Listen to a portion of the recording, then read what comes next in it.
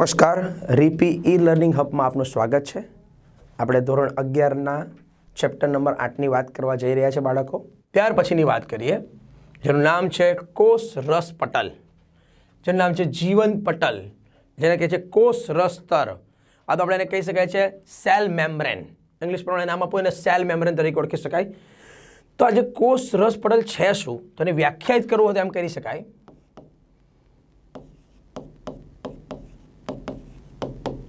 કોષમાં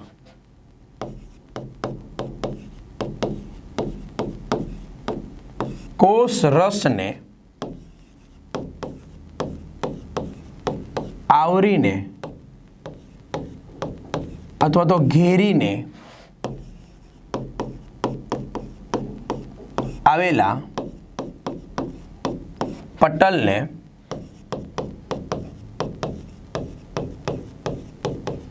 કોષ રસ પટલ અથવા તો સેલ મેમ્બ્રેન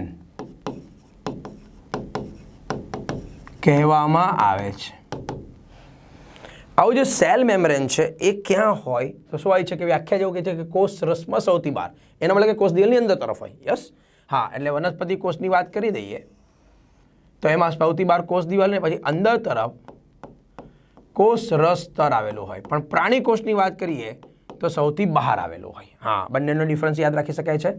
વનસ્પતિ કોષમાં યાદ રાખી શકાય અહીંયા આગળ આ કેવો ભાગ છે કોષ દિવાલનો, સેલ વોલ, અહીંયા નામ લખી દો, it is a cell wall. અને આ જે અંદર ભાગ બન્યો છે એને કહી શકાય છે સેલ મેમ્બ્રેન। હા, એને પ્લાઝ્મા મેમ્બ્રેન પણ કહી શકાય છે।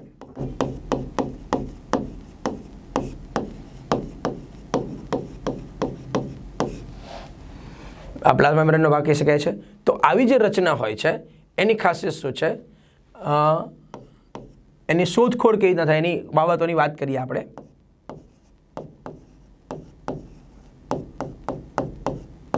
ડેનિયલી અને ડેવિડસન નામના વૈજ્ઞાનિકે એવું કહ્યું કે જે કોષ રસ સ્તર હોય છે એ મુખ્યત્વે રીતે પ્રોટીન અને દ્વિસ્તરીય લિપિડનું બનેલો હોય છે। એમનું માનવું એવું હતું કે પ્રોટીનનું એક સ્તર હોય,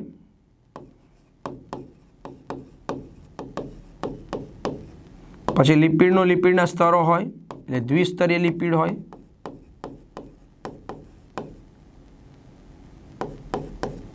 અને પાછું નીચે પ્રોટીનનું સ્તર હોય। આમ ચોક્કસ પ્રોટીન લિપિડ પ્રોટીન જેવી રચનાઓ જોવા મળતી હોય છે। તો એને આધારે આ જે રચના આખી તૈયાર થાય એ ગોઠવાય કેવી રીતના હોય, તેનું માનવું એવું હતું કે ત્યાં પ્રોટીન ગોઠવાયેલા હોય અને એની અંદર દ્વિસ્તરીય લિપિડ ગોઠવાયેલા હોય।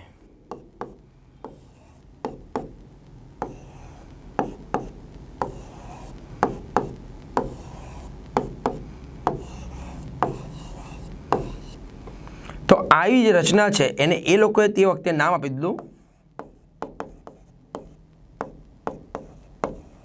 Sandwich model.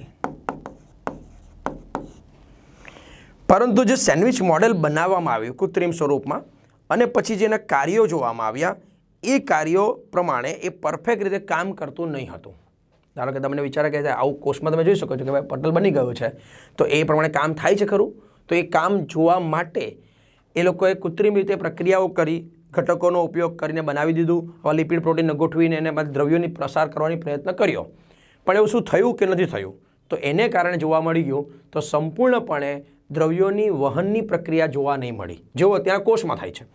એટલા માટે સંપૂર્ણપણે આ વાત સાચી છે એવું સ્વીકારી નહીં શકાયું, આને આપણે સંપૂર્ણપણે સાચું માની શકતા નથી। હા, પણ આ લોકોના અભ્યાસથી એવું જાણવા મળી ગયું કે કોષ રસના બંધારણમાં છે શું, ગોઠવણી ભલે નહીં ખબર પડી પરંતુ કોનું બંધારણ છે તે જાણી શકાયું અને એની જે થિકનેસ છે, જાડાઈ છે, એ માપી શકાય એવી રીતો શરૂ થઈ ગઈ। તો કંઈક અંશે થોડીક શરૂઆત આવી રીતના ડેનિયલ અને ડેવિડસન નામના વૈજ્ઞાનિકે આપી અને ત્યાર પછી બીજા વૈજ્ઞાનિકોએ પોતાના મંતવ્ય આપ્યા. એ તમે જોઈ શકો છો કે કયું મોડેલ બન્યું છે તો કે ડેવિડસન અને ડેનિયલીનું મોડેલ ટ્રિલોમેલર અથવા તો સેન્ડવિચ મોડેલ તરીકે કામ કરનારો છે કે જેમાં શું છે પ્રોટીન લિપિડ પ્રોટીનની રચના જોવા મળી શકે છે. ત્યાર પછી એકમ પટલ સંકલ્પના આપણને આપવામાં આવી અને એ રોબર્ટસન નામના વૈજ્ઞાનિકે આપી. એનું શું માનવું હતું તો એનું માનવું પણ એવું હતું કે જેમ અંગિકાઓની સપાટી પર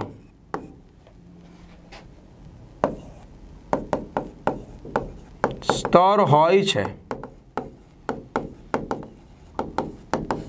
તેના જેવું જ સ્તર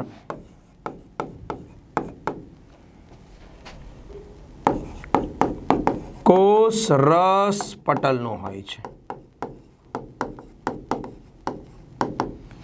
તો આવું એક સ્વીકારવામાં આવ્યું, પરંતુ એમાં પણ કાર્યને આધારે એવું સ્પષ્ટ જોવા નથી મળ્યું.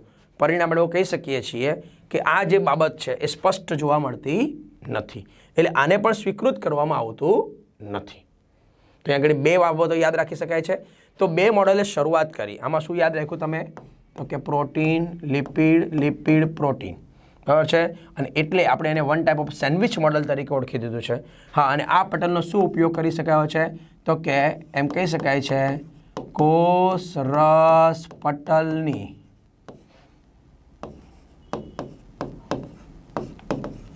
જાડાઈ માપવા માટે ઉપયોગ કરવામાં આવે છે. એક યાદ રાખી શકાય છે આના માટેનું. તો આ પછી હજુ ઘણા બધા વૈજ્ઞાનિકોએ પ્રયત્નો કર્યા. જોતા જઈએ એમની માહિતી આપણા માટે. તો ત્યારબાદ આવે છે સિંગર એન્ડ નિકોલસન. યસ, જ્યારે ઇલેક્ટ્રોન માઇક્રોસ્કોપની શોધ થઈ ગઈ, નોલ અને રસ્કા નામના વૈજ્ઞાનિકોએ ઇલેક્ટ્રોન માઇક્રોસ્કોપની શોધ કરી નાખી. ત્યાર પછી કોષની અંદરની નાની નાની વાતો, નાની નાની રચનાને જોવાની થોડીક સરળતા થઈ ગઈ. અને એ સરળતાને આધારે બાળકો કે શરૂઆત કરી આ લોકોએ, જેનું નામ છે ગીત ગાતા ગાતા એમણે માહિતી આપી દીધી. સિંગર અને નિકોલસન નામના વૈજ્ઞાનિક છે. એમણે માહિતી આપણને આપી દીધી ફ્લુઇક મોઝેક મોડેલ તરીકે. અને એમણે અભ્યાસ ક્યાં કર્યો છે તો કે માનવ આરબીસી પર. આરબીસી એટલે કે માનવના રક્તકણ પર. હા, એણે માનવના રક્તકણ પર અભ્યાસ કર્યો અને એને આધારે ઇલેક્ટ્રોન માઇક્રોસ્કોપના આધારે પરફેક્ટ રીતે અંદર કઈ કઈ રચનાઓ હોય છે એની બાબતોની માહિતી આપણને આપી. તો જોઈએ એ શું સમજાવે છે આપણને. તેમને એવું માનવું છે કે જે કોષરસ સ્તર હોય છે એની અંદર બંધારણમાં લગભગ 40% જથ્થો ફોસ્ફોલિપિડનો જોવા મળે. એમાં ગ્લાયકોલિપિડના ઘટકો હોય, કોલેસ્ટેરોલના ઘટકો હોય, લેસિથિન પ્રકારે ફોસ્ફોલિપિડ આવેલો જોવા મળી શકે છે. તો આ બધાનો સરવાળો ટૂંકમાં એમ યાદ રાખી શકાય છે કે 40% લિપિડ હોય છે. પણ એ લિપિડમાં કયા સ્વરૂપનું લિપિડ હોય? ફોસ્ફોલિપિડ હોય, જે વન ટાઈપ ઓફ લેસિથિન કહી શકાય છે. આપણે પાઠ નંબર 9માં ભણીશું એના વિશે. ગ્લાયકોલિપિડ છે, કોલેસ્ટેરોલ છે, આ બધા ઘટકો અંદર જોવા મળતા હોય છે.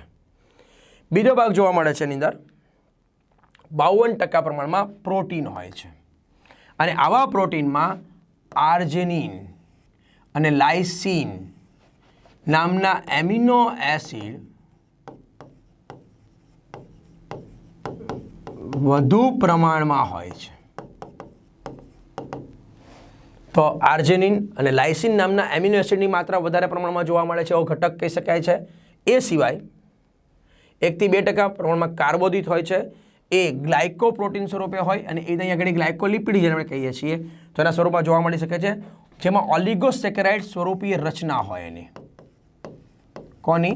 કાર્બોદિતની, જેમાં ઓલિગોસેકેરાઇડ આવેલા જોવા મળતા હોય છે. તો આ મૂળ બંધારણ છે કોનું?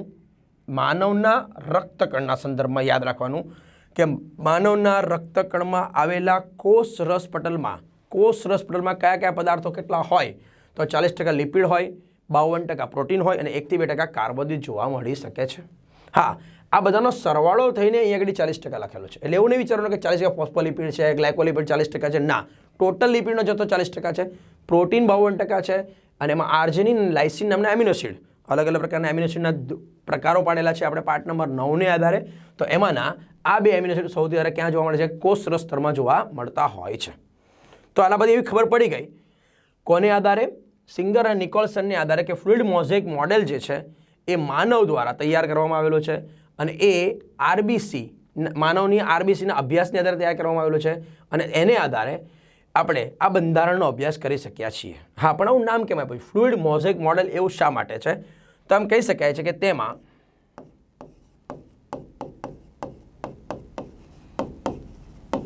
લિપિડ અને પ્રોટીન જે છે એ અર્ધ તરલ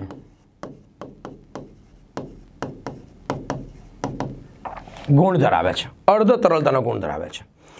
બીજું, એ કંઈક અંશે ગતિશીલ તાનો ગુણ ધરાવે છે. એટલે વળી શું? તો તમે જાણો છો કે જ્યારે આપણે કોઈક એક પાણીનું પાત્ર પાણી ભરી દઈએ અને એના ઉપર પેલા થર્મોકોલના બબલ્સ મૂકી દઈએ જે પાણીમાં તરતા હોય અને પછી તમે એને એમ ધક્કો મારો અથવા એમ બહારથી ખખડાવો તો ધીમે ધીમે ધીમે હળતા હોય.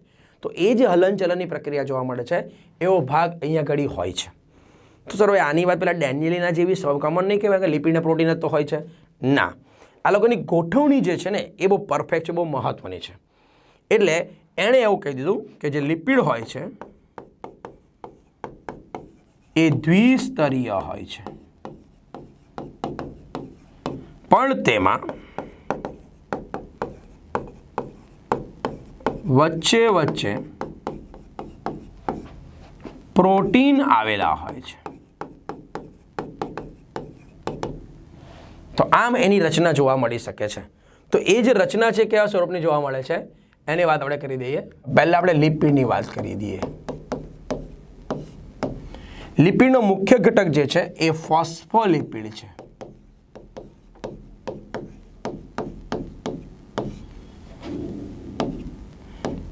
જે લેસિથિન સ્વરૂપે હોય છે. હા, આ લેસિથિન જે છે એ નાઇટ્રોજન ફોસ્ફેટ ઘટકો ધરાવે છે.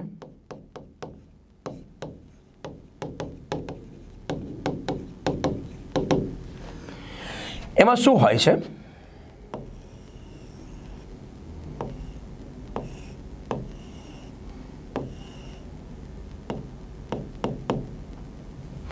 તો લિપિડના જે ઘટકો હોય છે એમાં 2 વિસ્તારો હોય છે. આપણે હમણાં એક સરળ આકૃતિ સ્વરૂપે જોયું. તો આવું લિપિડનું સ્તર છે.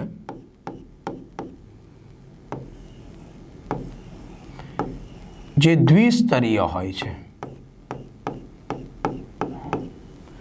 અને એમાં વચ્ચે વચ્ચે પ્રોટીન આવેલા હોય છે. તો એને આધારે જે દ્વિસ્તર લિપિડ છે એને થોડોક મોટો કરીને મને દર્શાવું છું. તો આ જે બહારનો ભાગ છે એનો શીર્ષ કહેવાય છે અને નીચેનો જે ભાગ છે એ પૂંછનો ભાગ કહેવાય છે. જેમ કે અહીંયા ઘડી નામ આપવું હોય તો આને આપણે એનો શીર્ષ કહી શકીએ છીએ અને આ જે છે એને પૂંછનો ભાગ કહી શકાય છે. એ જ ભાગને મોટો કરીને દર્શાવેલો છે. તો શીર્ષ જે ભાગ હોય છે એ ધ્રુવીય હોય, બહાર તરફ હોય,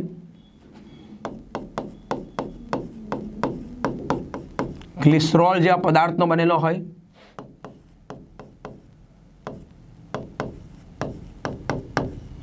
જલાનુરાગી હોય એટલે કે હાઇડ્રોફિલિક હોય,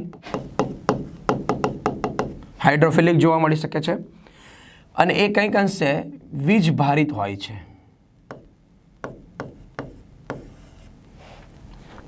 તો આ રીતે ધ્રુવીય ગુણ ધરાવનારો ભાગ કહી શકાય છે. એ શીર્ષનો ભાગ કહેવાય. બહારની તરફ આવેલો હોય, ગ્લિસરોલ જે ઘટકનો બનેલો હોય, જલાનુરાગી સ્વરૂપનો હોય, હાઇડ્રોફિલિક અને ઇંગ્લિશમાં કહી શકાય છે. એટલે એમ કહેવાય કે પાણી પ્રત્યે આકર્ષણ ધરાવે છે.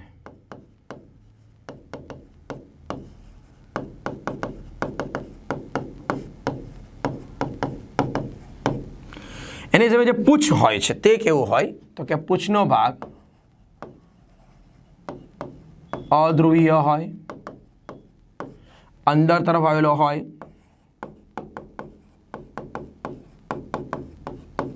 સંતૃપ્ત ફેટી એસિડનો બનેલો ભાગ હોય,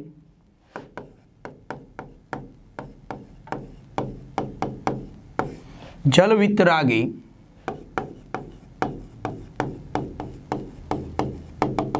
હાઇડ્રોફોબિક ફોબિયા હોય, ડર હોય જેને કહેવાય, પાણી પ્રત્યેનો ડર એટલે શું તો કે એ આકર્ષણ ન ધરાવતું હોય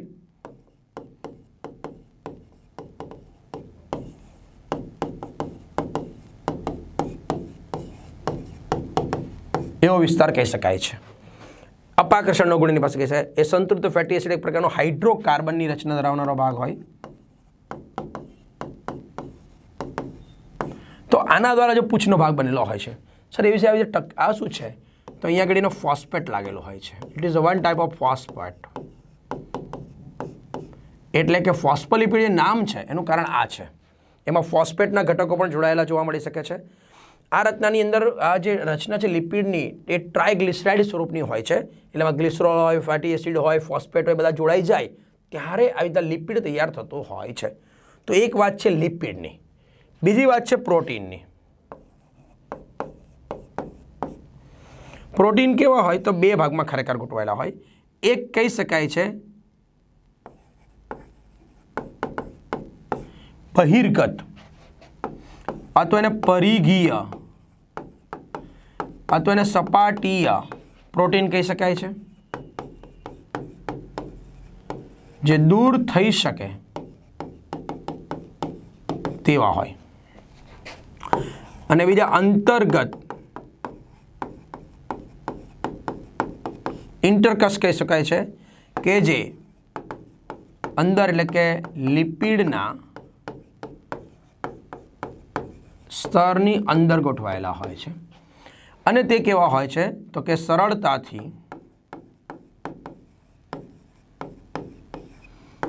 દૂર ન કરી શકાય તેવા હોય છે. તો આમ પ્રોટીનની રચના બહિર્ગત અને અંતર્ગત સ્વરૂપે જોવા મળતી હોય છે કે જેને કારણે સરળતાથી એને બે ભાગમાં કાર્યને આધારે આપણે પછી વેચી શકીએ છીએ. તો આમ પ્રોટીન અને લિપિડ જ્યારે બંને ભેગા થાય ત્યારે બનતું હોય છે. તો એ કેવો ભાગ છે જરા જોતા જાઓ. અહીંયા તમે આકૃતિમાં જરા સમજાવું છું તમને. હવે હું જેમ કે અહીંયા આગળ તમને દેખાય છે આ આખી જે રચના છે, બીજો આ ગોળાકાર ભાગ છે અને એની અંદર વચ્ચે લિપિડનો સ્તરની રચના જોવા મળી શકે છે. તો અહીંયા આગળ શકે છે પેરીફેનલ પ્રોટીન દેખાય. તો દરેકના નામ હવે જોતા જઈએ વન બાય વન. તો પહેલી વાત તો વચ્ચેના જે આખો ગોળાકાર ભાગ છે લિપિડનો ભાગ છે, જે દ્વિસ્તરીય લિપિડનો ભાગ કહી શકાય છે. અને એની અંદર વચ્ચે જે ક્યાંક ક્યાંક લિપિડ તરીકે કોલેસ્ટ્રોલ પણ આવેલા જોવા મળે છે. પ્રોટીનની વાત કરીએ છીએ તો કે આવું પેરીફેનલ પરિઘીય પ્રોટીન જોવા મળતું હોય છે. સાથે સાથે અંતર્ગત પ્રોટીન હોય, આવી અંદર તરફ આવી ગયેલું પ્રોટીન હોય કે જે કંઈક અંશે માર્ગ બનાવવાનું કામ કરે છિદ્ર સ્વરૂપે. તો એટલે આગળ લખે છે ચેનલ પ્રોટીન, એટલે કે માર્ગ બનાવનારા. આપણા કાર્યમાં જોઈશું પ્રોટીન તરીકે ઓળખી શકાય છે. ટ્રાન્સમેમ્બ્રેન પ્રોટીન અંતર્ગત પ્રકારના પ્રોટીનો જોવા મળે છે. એ સિવાય એની સપાટી પર આવી એક ગોળાકાર રચના દેખાય છે તમને, અહીંયા પણ દેખાય છે. તો એક શું છે તો વન ઇઝ ધ ગ્લાયકોપ્રોટીનનો ભાગ છે. કેમ? આ કાર્બોદિતની રચના છે પ્લસ પ્રોટીન જોડાઈ ગયેલું છે, ગ્લાયકોપ્રોટીન છે. એ સિવાય કાર્બોહાઈડ્રેટની જે રચના જોડાયેલી છે. તો આ બધા ગોઠવાયેલા જોવા મળી શકે છે. અને લિપિડનો જે ભાગ હોય એની સાથે જ્યારે જોડાય છે કાર્બોદિત તો એને શું કહે છે ગ્લાયકોલિપિડ કહી શકાય છે. તો આમ આખી રચના જોવા મળતી હોય છે. આનું નામ ફ્લુઇડિક મોઝેઇક કેમ પડ્યું હવે તમે બરાબર આ ચિત્રને સમજી શકો છો. તો જો આખું મોઝેઇક છે, ગતિ કરનારો છે. આ જે અંદરના જે બે ભાગો દેખાઈ રહ્યા છે આ તંતુ જેવા ભાગો એ એના લિપિડના ભાગો છે. આ ગોળાકાર ભાગ લિપિડ છે બધા અને એ અંદર હલનચલન કરી રહ્યા છે. તો આ પ્રકારનું આખું મેમ્બ્રેન છે અને એના દ્વારા જે દ્રવ્યો છે એ અદલા બદલી થઈ શકે. તમે જોઈ શકો છો આ પ્રોટીન આ ભાગો લિપિડના ભાગો છે, દ્વિસ્તરીય લિપિડ છે. આ પ્રોટીન છે કે જે વચ્ચે માર્ગ આપવાનું કામ કરી શકે છે, દ્રવ્યના વહનની ક્રિયામાં મદદ કરી શકે તેવા ભાગો જોવા મળી શકે છે.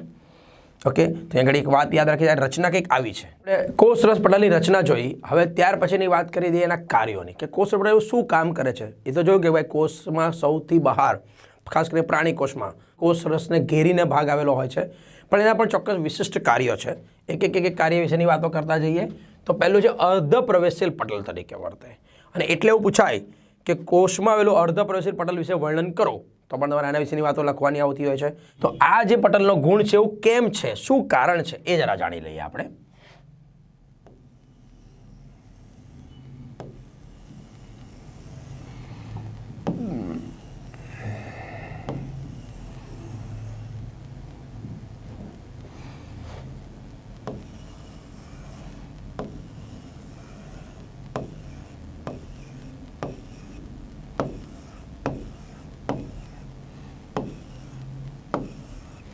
તો આપણું જે કોષરસ પટલ હોય છે તેમાં તમે સમજી ગયા છો કે સૌથી બહાર શું જોવા મળી શકે છે, તો કે દ્વિસ્તરીય લિપિડ, એમાં વચ્ચે વચ્ચે ખૂપેલા પ્રોટીન આવેલા હોય છે અને એની અંદરના વિસ્તાર કેવા હોય છે, તો કે અંદરના વિસ્તાર જોવા મળી શકે છે આપણને દ્વિસ્તરીય લિપિડમાં અંદરનો ભાગ પૂંછડીનો બનેલો હોય અને બહારનો ભાગ એ શીર્ષનો બનેલો હોય. બહારનો ભાગ ધ્રુવીય હોય, અંદરનો ભાગ અધ્રુવીય હોય. બહારનો જે ભાગ હોય છે એ હાઇડ્રોફિલિક છે અને અંદરનો જે ભાગ છે તે હાઇડ્રોફોબિક પ્રકારનો જોવા મળે. તો હવે આવું નામ શું કામ છે અર્ધ પ્રવેશેલ પટલ? એટલે શું? તો જે કોષરસ સ્તર હોય છે એ ચોક્કસ વહનનું કાર્ય કરે છે.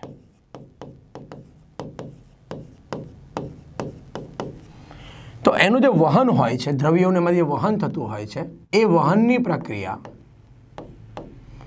મુખ્યત્વે બે ભાગમાં વહેંચી શકીએ છીએ. એકને કહી શકાય છે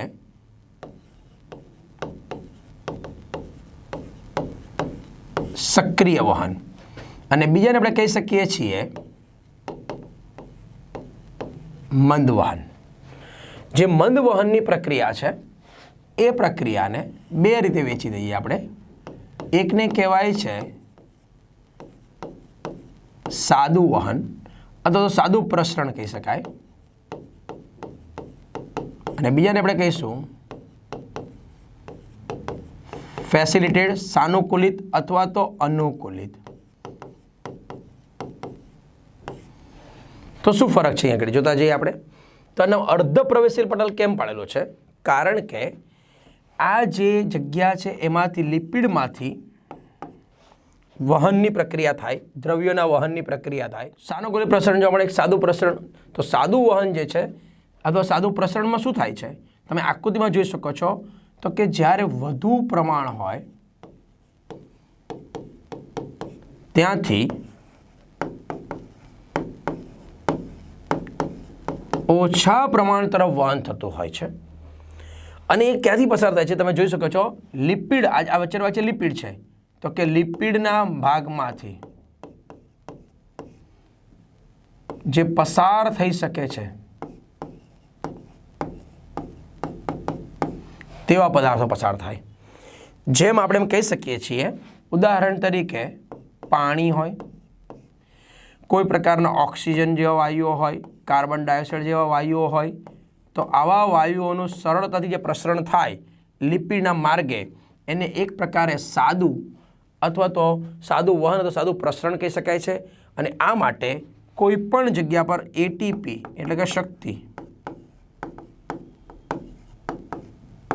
ન વપરાય. તો આવી રીતના જ બરાબર છો કે જ્યારે પાણી આવા કોષ રસ પટલમાંથી પસાર થાય, ખાલી અને ખાલી પાણી કેમાંથી, તો કે દ્રાવણમાંથી ખાલી પાણીનું પ્રસરણ થાય, પાણીનું જ વહન થાય, તો એવી ઘટના આપણે આશ્રુતિ તરીકે ઓળખીએ છીએ. હા, જેને મારે પરફેક્ટ વ્યાખ્યા આપી હોય ને તો આમ આપી શકાય છે કે જ્યારે મંદ દ્રાવણ અને બીજું સાંદ્ર દ્રાવણ એટલે કે ભિન્ન સાંદ્રતા ધરાવતા દ્રાવણો હોય એમને આપણે અર્ધ પ્રવેશીલ પટલ એટલે કે કોષરસ પટલ દ્વારા અલગીકૃત કરીએ. ત્યારે જે મંદ દ્રાવણ હોય ત્યાંથી વહન થાય છે સાંદ્ર દ્રાવણ તરફ. કોનું? પાણીનું જ. તો આવું જ્યારે વહન થતું હોય તો તેને આશ્રુતિની પ્રક્રિયા કહેવાય છે. તો જ્યારે આશ્રુતિની પ્રક્રિયા થતી હોય છે તો એ લિપિડના માર્ગે થઈ શકે છે. તો એવું એક પ્રકારનું સાદું પ્રસરણ કહી શકાય છે. પણ કેટલાક પદાર્થ એવા હોય છે કે જે આમાંથી પસાર થઈ શકતા નથી. તો ત્યારે શું કરવામાં આવે? તો ત્યારે આને આપણે કહી શકીએ છીએ પ્રોટીનના ઘટકો.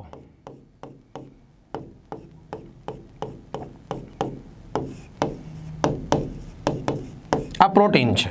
તો ત્યારે એમ કહી શકાય છે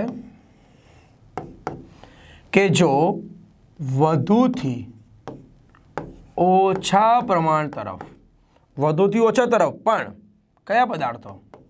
તો કે જે લિપિડમાંથી પસાર ન થઈ શકે તેવા પદાર્થોનું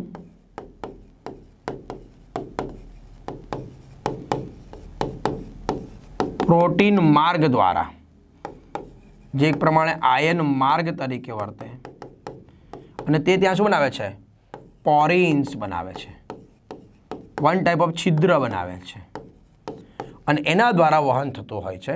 તો ત્યારે એવું વહન જે હોય છે એને સાનુકૂલિત અથવા અનુકૂલિત પ્રસરણ કહેવાય. હા, અહીંયા પણ એટીપીનો ઉપયોગ ન થાય. It is compulsory. તો આને બંનેમાં શક્તિ વપરાતી નથી એટલે આપણે એને મંદ વહન કીધું. તો ટૂંકમાં મંદ વહન માટે શું એકદમ સિમ્પલ યાદ રાખો, તો એટીપી ન વપરાય. આ ફરજિયાત સરળ છે. એટીપી નથી વપરાતી, યાદ રાખી શકાય છે. ઓકે, તો આ એક પ્રક્રિયા જોવા મળી શકે છે. તો અહીંયા ઘડી એને કેમ અર્ધ પ્રવેશીલ કીધું એનું પહેલું એક કારણ સમજાવ્યું તમને. ખાલી એક કારણ પરથી બધી વાતો યાદ રાખી શકાય છે કે અર્ધ પ્રવેશીલ અડધો ભાગ લઈ જાય, દ્રાવણમાંથી ખાલી પાણી દ્રાવકને જ લઈ જાય, એટલા માટે આપણે એને અર્ધ પ્રવેશીલ પસંદ કરી કીધું. પણ જે પદાર્થને યદી અમે લઈ જવું છે પણ પસંદ કરીને લઈ જવું છે એટલે પછી આપણે બીજું નામ આપવું હોય તો એને પસંદગીમાન પ્રવેશીલ પટલ પણ કહેવાય છે. ઓકે, અને એના દ્વારા એ મંદ વહન કરે, અનુકૂલિત પ્રસરણ કરે, સક્રિય વહન કરે જોવા મળે. તો મને એક વાત હવે કરીએ આપણે સક્રિય વહનની. એ વળી શું છે? તો કે જ્યારે કોઈ ઘટકનું પ્રમાણ બહાર ઓછું પ્રમાણ હોય અને અંદર વધુ પ્રમાણ હોય તો ત્યારે લેવાનું કામ કરી શકે છે. જેમ કે ઓછા પ્રમાણથી વધુ પ્રમાણ તરફ થાય ત્યારે આકૃતિ તમે જોઈ શકો છો તો કે પ્રોટીન નો માર્ગ તરીકે ઉપયોગ થાય અને કમ્પલસરી એટીપીનો ઉપયોગ થાય. એના બદલે સક્રિયનો મહત્વ શું યાદ રાખો? અહીંયા આગળ ફરજિયાત શરત છે એટીપી વપરાય એટલે કે શક્તિનો ઉપયોગ થાય તો ત્યારે આપણે એને સક્રિય વહન તરીકે ઓળખી શકીએ છીએ. ઓકે, તો સક્રિય વહન માટે યાદ રાખીએ. પણ આને એમ કહેવાય છે પ્રાથમિક સક્રિય વહન નામ આપી શકાય. પરંતુ સ્પેશિયલ કેસીસમાં વાત કરો, સોડિયમ પોટેશિયમ પંપ, આના દ્વારા વહન થાય તો એને દ્વિતીય સક્રિય વહન કહેવાય, કે જે ચોક્કસ ઘટકોનું જ ખાલી માત્ર સોડિયમ અને પોટેશિયમનું જ વહન કરે. હા, પણ એમાં નિયમ કયો લાગી ગયો? ઓછાથી વધુ એટીપીનો ઉપયોગ થાય, આયનનો ઉપયોગ થાય ત્યારે તેને આયન પંપ તરીકે ઓળખી શકાય છે. તો કોષરસ સ્તરમાં આયન પંપ આવેલા હોય છે. આ યાદ રાખજો, કોષરસ સ્તરમાં આયન પંપ આવેલા હોય. અને અહીંયા તમે જોયું તો શું શબ્દ વાપરીએ આપણે? આયન માર્ગ. જે દ્રવ્યનું વહન કરવું છે તો કોષરસ સ્તરની રચનાનો બહુ મહત્વનો ભાગ બે કહી શકાય. પણ એ બધા છે કોણ? વન ટાઈપ ઓફ પ્રોટીન છે, પ્રોટીન જ છે. આ યાદ રાખજો. બીજું એ વાત કરીએ છે રિસેપ્ટર અણુ ધરાવે. એ વળી શું છે? તો કે અહીંયા સપાટી પર આપણે જોયું કે કોણ હોય છે? ગ્લાયકોપ્રોટીન હોય છે. આ જે ગ્લાયકોપ્રોટીન હોય છે એ શું કરે છે? તો કે કોષની એક પ્રકારના દ્રવ્યોને ઓળખની માહિતી આપે છે. કેમ સર ઓળખની માહિતી આપે છે? તો જે જરૂરી દ્રવ્યો છે એ દ્રવ્યો અંદર દાખલ કરવાના હોય કે નથી કરવાના એ નક્કી કરવું પડે. એમને તો કોઈને એન્ટ્રી આપી ન દેવાય. તો એ કોષોને ઓળખવા માટે જે ઓળખાણની પ્રક્રિયા દર્શાવી શકે છે ઇટ ઇઝ અ ગ્લાયકોપ્રોટીન. તો આ દ્રવ્યોની ઓળખ કરે છે અને પછીના પરમિશન એટલે આ ઓળખાણ કરવાનો ભાગ કહેવાય. એટલે રિસેપ્ટર અણુ તરીકે વર્તે એટલે કે દ્રવ્યોની ઓળખ કરવાનું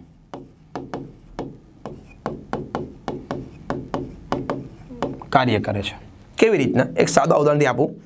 આપણે એવું સમજીએ છીએ કે આપણા સ્વાદુપિંડ, તમે 10મા ધોરણમાં ભણીને આવ્યા હોય કે સ્વાદુપિંડ નામની એક રચના છે કે એની અંદરથી ઇન્સ્યુલિન, ગ્લુકેગોન નામના અંતઃસ્ત્રાવો બને છે. હવે આ અંતઃસ્ત્રાવો બન્યા સ્વાદુપિંડમાં, પણ એને કામ કરવા જવું છે લોહીની અંદર યકૃત પાસે ધારો કે, તો ત્યાં જશે તો યકૃતના કોષને ખબર કીધા પડશે કે મારે આ ઇન્સ્યુલિનની જરૂર છે, મારે આ ગ્લુકેગોનની જરૂર છે. તો એના માટે જવાબદાર છે આ. તો જ્યારે એ ઇન્સ્યુલિન ફરતો યકૃતના કોષોમાં જાય, એના કોષની સપાટી પર આવે અને એમાં આવેલા આવા ગ્લાયકોપ્રોટીનને ટચ કરે, અડકે, એટલે એને ખબર પડે આ તો મારા કામની વસ્તુ, પ્લીઝ કમ ઇન, અંદર બોલાવી લેવામાં આવે અને કામ થઈ શકે છે. તો એટલા માટે એને રિસેપ્ટર અણુ ઓળખ ભાગ તરીકે ઓળખી શકાય છે, એ યાદ રાખજો. બીજું ખાસ એમાં 30થી વધારે ઉત્સેચકો આવેલા હોય છે. હવે 30થી વધારે ઉત્સેચકો જોવા મળતા હોય છે જે કોઈક ને કોઈક રીતે મહત્વના ભાગ ભજવે છે. હા, અને એમાં એક મહત્વનો ઉત્સેચક છે જેનું નામ છે ATPase. કેમ? તો આપણે આના પહેલાં એક ભણી ગયા આદિકોષ કેન્દ્રી કોષની રચના, બેક્ટેરિયાની રચના, એમાં પણ કોષ રસ પટલ ભણી ગયા. એ પણ આના જેવું છે, પણ કંઈક કાર્યની દ્રષ્ટિએ વિવિધતા ધરાવે છે. એવું અહીંયા આગળ પણ છે. જેમ ત્યાં આગળ સ્ત્રાવ કરે, ઉત્સેચકનો સ્ત્રાવ કરે છે, એવું અહીંયા આગળ પણ ગુણો છે. કારણ કે જ્યારે બહાર એન્ટ્રીનો ભાગ જ છે આ કોષમાં અંદર જવા માટે, તો એણે બહુ બધા કામો કરવાના છે, એટલે 30 કરતાં પણ વધારે ઉત્સેચકો એમાં જોવા મળે. અને એમાં મુખ્ય ATPase ઉત્સેચક જે ATP બનાવવાનું કામ કરી શકે છે તેવો ઉત્સેચક કહી શકાય છે. હવે કેમ એની જરૂર પડી આપણે જોયું ને, સક્રિય વહન કરો તો મારે ATPની જરૂર છે, તો લેવા ક્યાં જવાનું, તો ત્યાં એ કામ કરી શકે છે. બીજું બહુ મહત્વનું વાક્ય, આ કોષ રસતર ધારો કે તૂટી જાય, નવી બનાવવાની જરૂર પડે, તો ક્યાંથી બનાવશું? તો એના માટે જરૂરી દ્રવ્યો જોઈશે અને એ અંતઃકોષ રસ જાળ દ્વારા નિર્માણ પામે. તો એવું યાદ રાખજો કે કોષ રસ પટલ ના ઘટકો બનાવવા દ્રવ્યો કોણ કામ કરે છે? અંતઃકોષ રસ જાળ એન્ડોપ્લાઝમિક રેટિક્યુલમ દ્વારા થતું હોય છે. તો આ એક વિશિષ્ટ રચના તરીકે યાદ રાખી શકાય છે. કોષ રસ સ્તર ખૂબ મજાની રચના, ખૂબ મહત્વની રચના તરીકે ઓળખી શકાય છે. Thank you very much.